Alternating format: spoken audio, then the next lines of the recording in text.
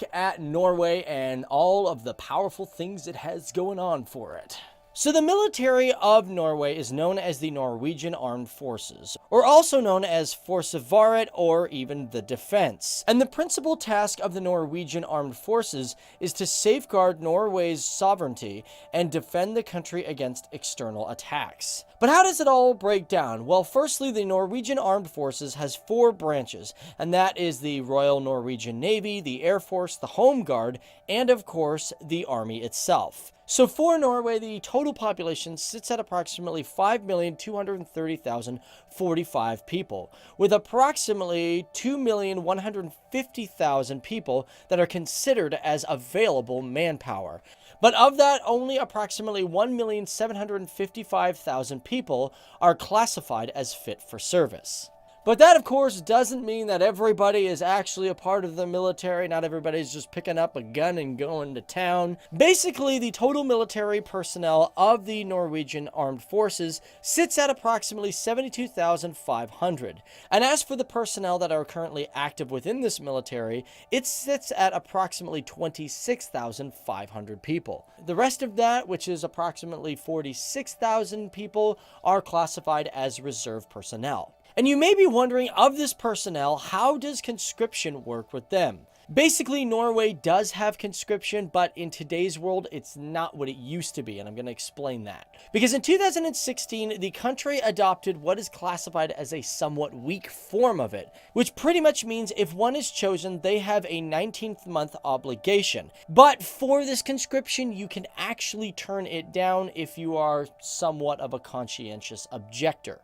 However, of its active personnel, they say approximately 6,800 to 7,000 conscripts are brought in a year. And to further expand on this, in the year of 2012, approximately 63,800 people were pulled in for the exam for conscription, but only about 9,800 of them were actually chosen. And although it doesn't apply to now, but I like to go into the history of this, of course, before all this, all young males had to serve. Of course, for the armed forces of Norway, believe it or not, it's not just for men, but today it's now also available for women. And as a matter of fact, women have actually had the right to enlist since 1985, but in 2015 they opened conscription to women, making Norway the first NATO country and European country to have conscription for both men and women. And of course, in today's world, one has to be at least 19 years old to join this army. Now, of course, this wouldn't be a really good power video if we didn't look at the numbers of the Norwegian Armed Forces in terms of equipment. Now, just to let you guys know before we get into the whole thing, some of these numbers may not be completely accurate because Norway probably doesn't tell everybody in the public what they actually have. They gotta just have some secret things that certain countries just don't know about. Maybe they do, maybe they don't. But with that in mind, let's start with the Air Force. So now the total aircraft strength is over 128. And of this, 49 of these are classified as fighters. Now, this is exactly what I was talking about because when it comes to the number 49, I know it's not already accurate. So that is just an approximation. And the reason I say that is because Norway is going through a major modernization with its fighters. Because in history, they've had 46 F-16 Falcons, which they state that they currently still have in use today. However, it's also been stated that they have 16 F-35 Lightning IIs, but they say there's a total of 39 of these that are on order and 7 of them are currently for training. So I'm not entirely sure on how many fighters, but I will say they do have these 2 types, the F-16 and the F-35, and there's going to be a lot new fighters for the country in a very short while anyways.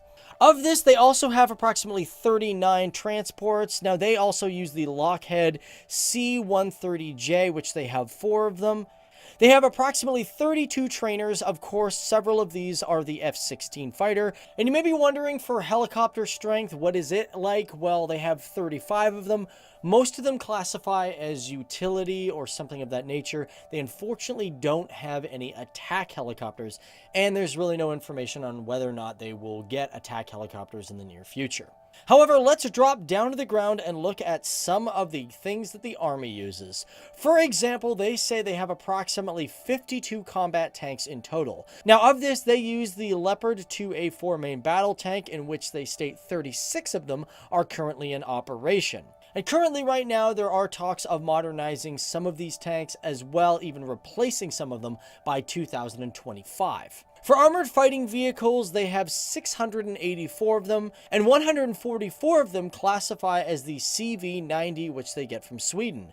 They also have approximately 54 self-propelled artillery, and it's also interesting to know that Norway doesn't also own or use any rocket projectors. I always found that a little bit weird. Now, jumping over to the Navy, they have approximately 62 Navy assets. Of course, this one is really hard to say because they haven't really given accurate numbers as well. And of course, Norway is changing some things when it comes to its patrol boats and most importantly, its submarines. However, of this Navy, they have approximately 5 frigates in which they have the Fridtjof Nansen class frigate. I also think when it comes to this frigate, it's a rather new type on the block because it was introduced, I think, around 2011. So it doesn't really need a lot of modernization. And it was preceded by the Oslo class frigate as well. And with that in mind, we should also mention that they have approximately 6 corvettes, and they do have 6 submarines. Now, I'm not sure about the status of this number exactly, whether or not it's 6 or 10 or somewhere in between that. The reason for that is because they did state that they were purchasing new German Type 212 submarines, which were to be delivered for 2019. Whether or not some of them have already been delivered, I'm not entirely sure. And currently right now they use the Ula class submarines, but I'm not sure if they're replacing them with these new type or whether or not they're just adding to them.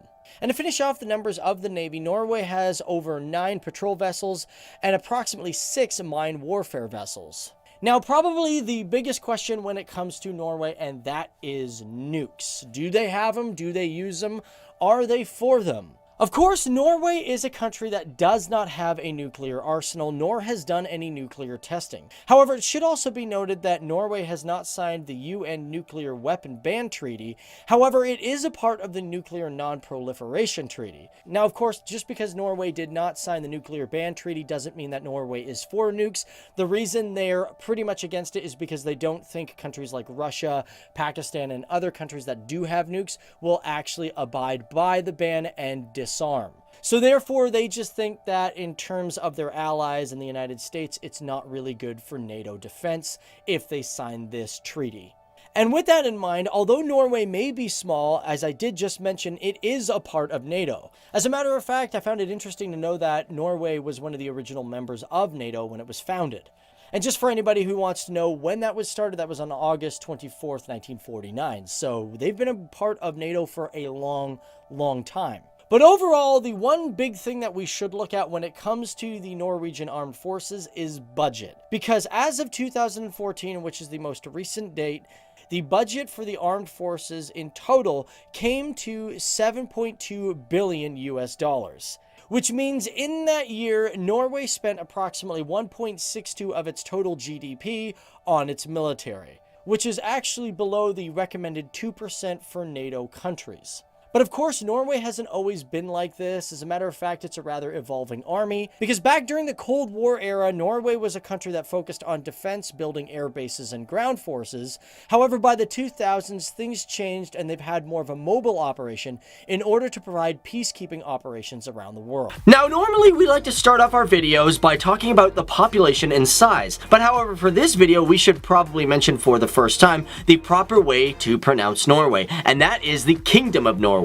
That's right, they got a king and a queen, and the current rulers of Norway are Harald V of Norway, who's been in charge of Norway since 1991, and let's not forget about his queen, Queen Sonja. But let's move on to talking about the population and size of Norway. How big is this country? For 2017, they estimate that Norway has a population of 5,267,146 people, making it the 117th most populated countries on the planet. And if we dip a little deeper into the demographics, in 2012 they had roughly 710,000 immigrants, which was about 14% of the population, where the other 86 has had a parent that was born in Norway. Now, out of all these immigrants, 39% of them came from places like Western Europe or maybe places like America. But as for the 61%, they come from places like Iraq, Morocco, and other places like that. And 62% of all the immigrants within the country apparently have a valid citizenship.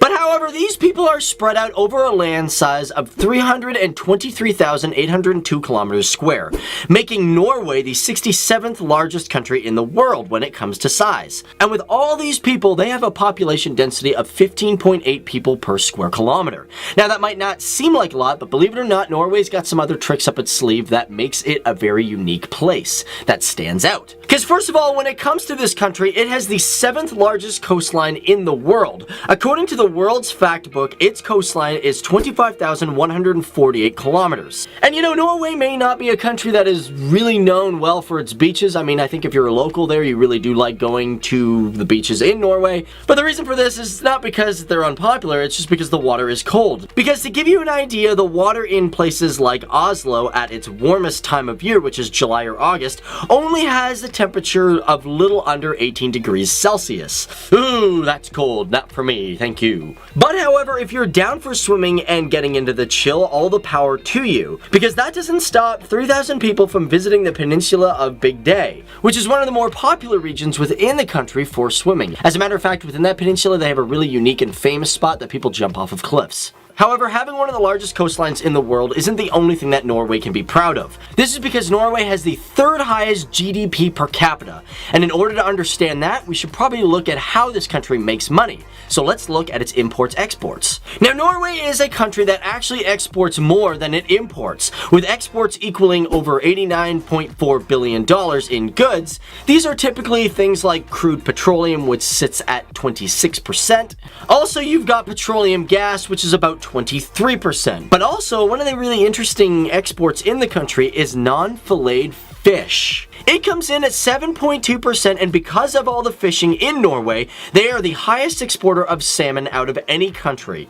And as for imports, their biggest ones are cars at about 7.1%, with the rest of the stuff being things like computer machinery and even food. But overall, all the imports of the country make up $72.3 billion. Now, it's not just fishing, and it's not just crude petroleum and gas and stuff like that that gives this country great GDP. There's other things in the country, such as just agriculture, that also makes a lot of money as well. But as for their nominal GDP, it sits at $391 billion, making them the 46th highest in the world. And because we mix that with the population, the GDP per capita equals 73,450, making it, as I said, the 3rd highest in the world. That is something to be very proud of. But this also makes Norway one of the most expensive countries to live in the entire world. As a matter of fact, the prices for gas in Norway are astronomical. As a matter of fact, their gas prices are the highest in the world, equaling roughly about $10.12 per gallon for premium.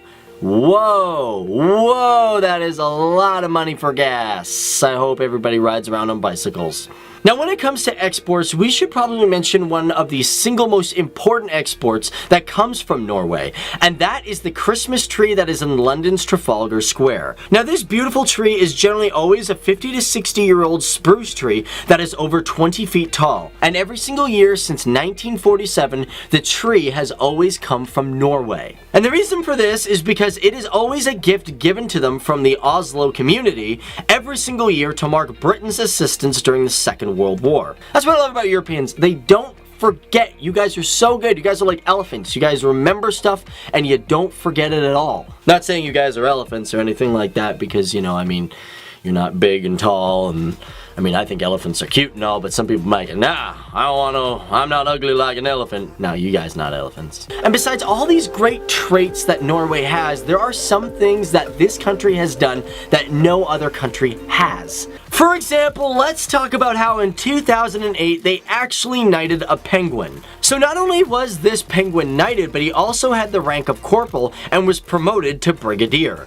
So you are looking at Sir Brigadier Nils Olav III. Not only is he the only knighted penguin in the world, but he has also received the rank of corporal and was promoted to brigadier. And yes, he is the 3rd in his generation of king penguins to receive an official rank. Now, the reason for this is because Roald Amundsen, who was the first man to reach the South Pole back in 1911, and was the first man to actually also explore the North Pole, donated a king penguin to the Scotland Edinburgh Zoo when it officially opened. And by 1961, the Norwegian Guard visited the barracks in Edinburgh, and a soldier, Niels Olaf, became very interested in the penguins there. And when they returned in 1972, the unit officially adopted one of the penguins, giving its official name Nils Olav, who has since then always been Nils Olav and always is a part of the regiment. And since then, although I know it sounds really weird, it's just tradition to have a penguin, a king penguin, in the Royal Guard. Makes sense to me, right?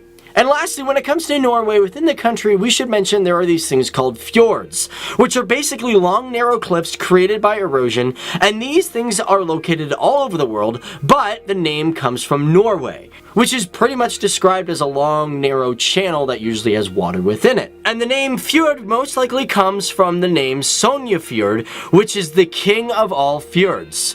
And this is one breathtaking piece of landscape within Norway. First of all, it is the largest fjord in the country and the third largest fjord in the world. But also, it is the longest fjord that is ice-free, stretching out to be over 205 kilometers, with a max width of 4.5 kilometers and a max depth of 1,308 meters. Let's first look at the population. Now, the population of the Netherlands is approximately 17,237,700 people. Now, for Norway, they're a lot smaller at 5,295,619 people.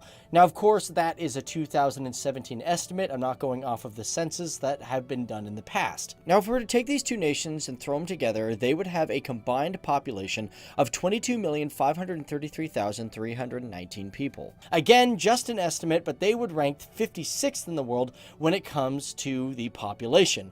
And currently, right now, the Netherlands sits at 66th in the world when it comes to its rank from other countries for population, and Norway sits at 117th. So they would make a major jump. But of course, this has to be matched with land size because, man, first of all, Norway is a huge country, Netherlands is a lot smaller, but let's take a look at the numbers. Netherlands, for example, sits at approximately 41,543 kilometers square, where Norway is much bigger, way bigger as a matter of fact, with 385,203 kilometers square. However, if you were to combine these two nations, their land size would have them rank 58th in the world, with a total land size of 426,746 kilometers square. Currently, the Netherlands with its land size sits at 131 and Norway sits at 67th. So we got population, we've got land size out, that's just the general basics. Let's take a look at GDP. Now for this we use purchasing power parity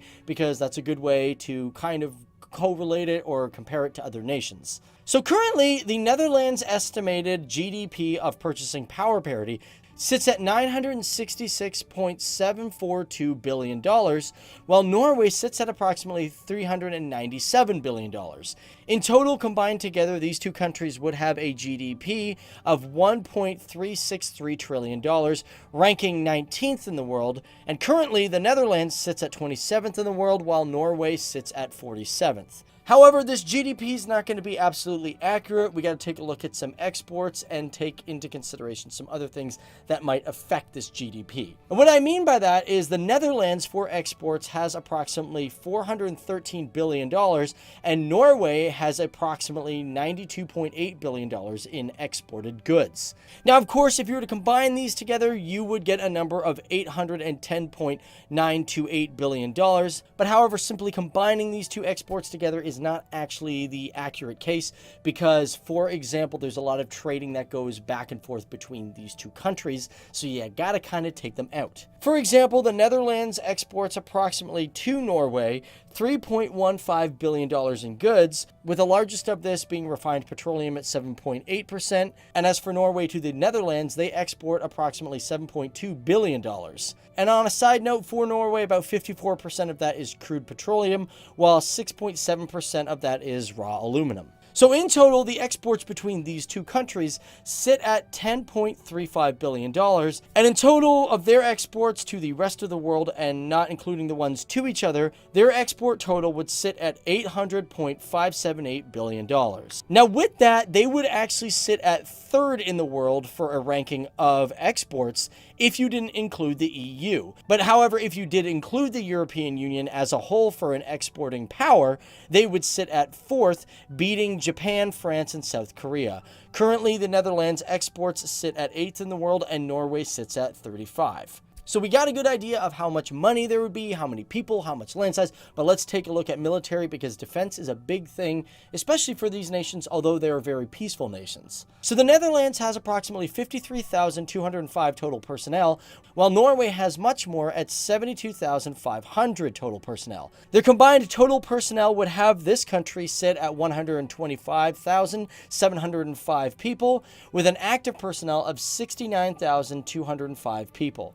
And although soldiers are very powerful indeed, we should look at the equipment that they would have together. For example, their total aircraft combined, they sit at 293. And of course, keep in mind the main fighters of these two countries are the F-35 Lightning and the F-16 Falcon. So basically, if these two joined together, there wouldn't be any argument of what is the best fighter to use. They're pretty much using the same thing. As for tanks, they sit at a total of 52, although the Netherlands does share a tank unit with Germany. But as for total armored fighting vehicles, they sit at 1,663.